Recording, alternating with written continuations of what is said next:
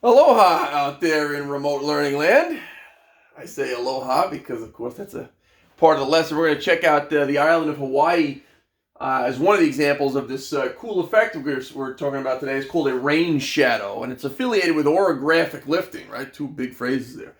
Bottom line, when air moves and hits a mountain, we mentioned this yesterday, it's forced to rise and it cools because it's getting higher and it cools to its dew point and it makes clouds and you get lots of rain on this windward side, right from your notes yesterday. Well, when it continues on over, it becomes a lot drier and they call that a leeward side. And it's a totally different climate. And this whole effect is called orographic lifting. And the desert over here is called a rain shadow desert. All right. So that's what we're going to be talking about today, orographic lifting and the rain shadow effect. Okay. Please hit pause and read this through a minute.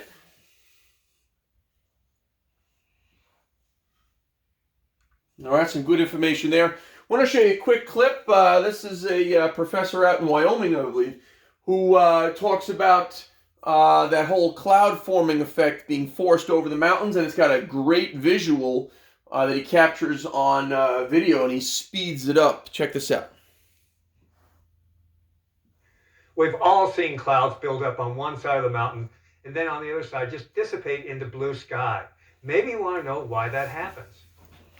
Like most natural events, this one has an impressive scientific term attached to it. It's called adiabatic, cooling and heating, and occurs because of changes in air pressure. Here's some time-lapse video that shows what happens. Basically, as a parcel of air encounters a mountain, it is forced upward. As air pressure decreases with altitude, the air parcel expands. Expansion causes air to cool. When the air cools to its so-called dew point, the water vapor in the air condenses and becomes visible as a cloud. If there's enough moisture and the adiabatic cooling is strong enough, it rains or snows. Essentially, the opposite occurs on the other side of the mountain. The cool air sinks and compresses. Compression results in increased temperature. When temperature rises above the dew point, the cloud dissipates into invisible water vapor. In Wyoming, especially in winter, most of the moisture-laden air masses come from the Pacific, approaching our mountains from the west. So as adiabatic cooling occurs, more rain and snow is dumped on west-facing slopes. As warmer, drier air descends on the eastern slopes, it accounts for another famous phenomenon of the plains, the so-called Chinook winds. So we've looked at clouds from both sides now. Knowing why they form and disappear does not diminish their beauty. If it weren't for our mountains and the dynamic processes that occur, Wyoming would be a much drier place and, frankly, much less interesting. I'm Tom Hill from the University of Wyoming Cooperative Extension Service, exploring the nature of Wyoming. Okay, I hope you picked up his little tribute there. That was a Joni Mitchell tune, right? Both sides now. We had mentioned that a few weeks back. So we've looked at clouds from both sides now. He slipped that in very nicely. Okay, so how does a rain shadow occur? A dry area on the leeward side of the mountain. The mountains kind of block that moisture, right? They keep it locked on one side so it stays drier on the other. And on your charts, you're going to pencil this in your notes. So as I go through it, pay attention. Then, of course, hit pause and get it in. So we're going to start out on the windward side. The wind comes across the ocean. You get all this evaporation of moisture.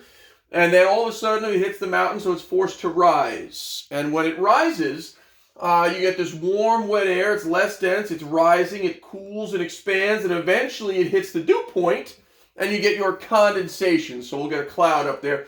And you get all of this moisture falling on the top and on down here. Okay? That is the windward side of the mountain. It's the lower pressure side. If you talk about places like Washington State, Northern California, Oregon, they have the biggest trees on earth that grow here because there's so much moisture for them to utilize. Then, of course, we're going to head down the other side. And now, instead of adiabatic cooling, it's going to be adiabatic warming, right? Pressure is going to increase. It's going to squeeze that air, and it's going to make it drier. And down it comes, it sinks, it's more dense, it warms because it's being compressed, right? When you squeeze things together, they get warmer. That is adiabatic warming, and this is the leeward side, right? The high pressure side. And this is what we call the rain shadow effect, or rain shadow desert, because it literally is in the shadow of the rainy side of the mountain. Okay? And that's what's going on with orographic lifting. So if you need to pause it to jot down your notes, I think that'd be a good idea. Okay. This different professor, you gotta love the bow tie there. He talks about this rain shadow effect on the Big Island of Hawaii, and really does a nice job presenting it. So I wanted to show you this guy as well. Check it out. Aloha, young people. The rain shadow effect on the Big Island of Hawaii. Rain shadows are dry areas on the back sides of mountains. The downwind side of a mountain, the mountain creates a shadow of dryness. We've got that here on the Big Island. It's the most famous place to study this effect.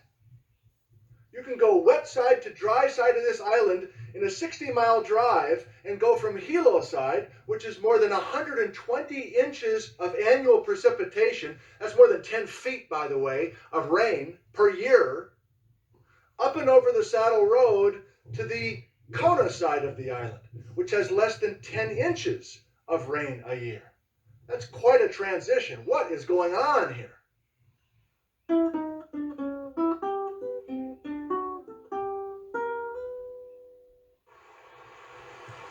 Here in the Pacific Northwest, we've got the same effect. Western Washington is famous for its rain, but there's a strikingly different landscape on the other side of the Cascades.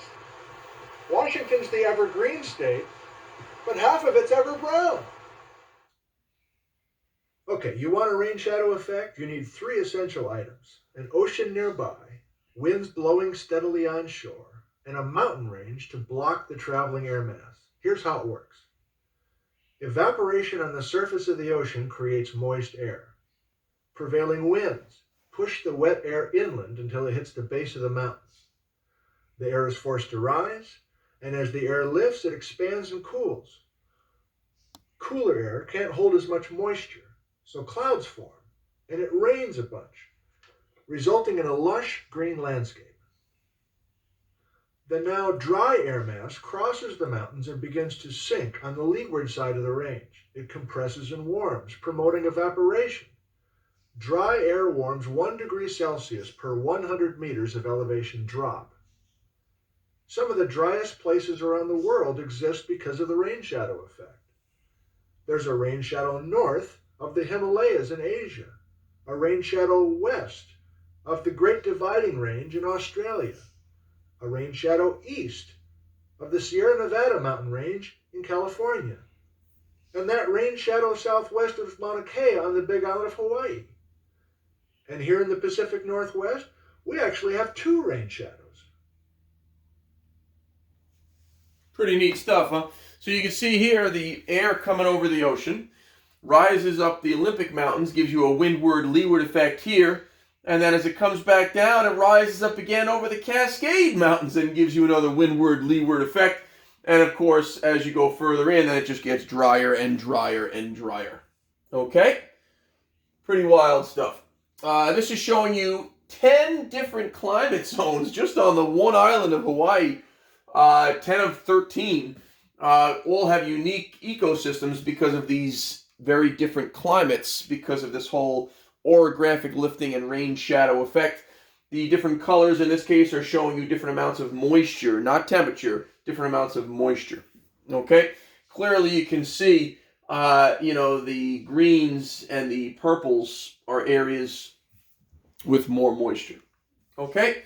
Here's another way of looking at it. This is in inches. On the windward side, you could see every month, it looks like an average of about 12 inches, a foot of rain per month on the average on the windward side. And then on the leeward side, less than 2 inches per month on the average. And that's just from a windward-leeward effect. That's a big difference. By the way, an inch of rain would equal about 9 inches of snow. So a little later today, of course, there's a snowfall coming. They're predicting about a foot possibly. That would be about 1.25 inches of rain if it were rain, but because it's snow and less dense, it could be about 12 inches. Okay, All right, so check this out. I'll put you into groups, of course, in a minute. Work hard on this, and we will go through the whole windward, leeward rain shadow effect. Meet you in a meet.